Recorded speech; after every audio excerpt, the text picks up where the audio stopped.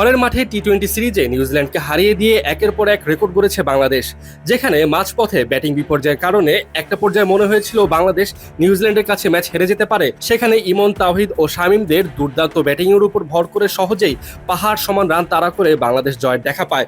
আর এমন জয় পাবার পরে বেশ কিছু রেকর্ড গড়ে ফেলেছে টাইগাররা।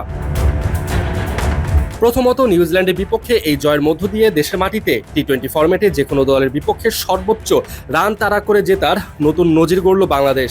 এটি কেবল নিউজিল্যান্ডের বিপক্ষেই বাংলাদেশের সর্বোচ্চ রান তাড়া নয়, বরং চট্টগ্রামের এই স্টেডিয়ামের ইতিহাসেও সর্বোচ্চ রান তাড়া করে জয়ের রেকর্ড। ক্রিকেটের এই সংক্ষিপ্ত সংস্করণে বাংলাদেশ যে এখন যে কোনো লক্ষ্যই তাড়া করতে সক্ষম, এই জয় যেন সেই বার্তা দিয়ে গেল। রেকর্ড বলছে, নিউজিল্যান্ডের বিপক্ষে অতীতে বাংলাদেশের জয়ের ধরন ছিল ভিন্ন। এর আগে চট্টগ্রামের এই ভেন্যুতেই কিউইদের বিপক্ষে সর্বোচ্চ 137 রান তাড়া করে জেতার রেকর্ড ছিল টাইগারদের। এবার কিউইদের দেওয়া 183 রানের লক্ষ্য টপকে গিয়ে সেই রেকর্ডকে অনেক পেছনে ফেলে দিল লিটন দাসের দল। শুধু তাই নয়, গত বছর আয়ারল্যান্ডের বিপক্ষে 174 রান তাড়া করে জয়টি ছিল এই ভেন্যুতে বাংলাদেশের সর্বোচ্চ। নিউজিল্যান্ডকে হারিয়ে দিয়ে এই দিন সেই রেকর্ডও ভেঙে চুরমার হয়ে গেল। এই দিন ম্যাচের শুরুতে সাইফ হাসান ও তানজিদ তামিমের 41 রানের জুটি জয়ের ভিত গড়ে দিয়েছিল। সাইফের বিদায় কিছুটা ছন্দপতন হলেও তাওহিদ হৃদয়ের বিধ্বংসী ব্যাটিংয়ে ম্যাচের মোড় ঘুরিয়ে দেয়। মাত্র 27 বলে 51 রান করে তাওহিদ হৃদয় বাংলাদেশকে জিতিয়ে মাঠ ছাড়েন।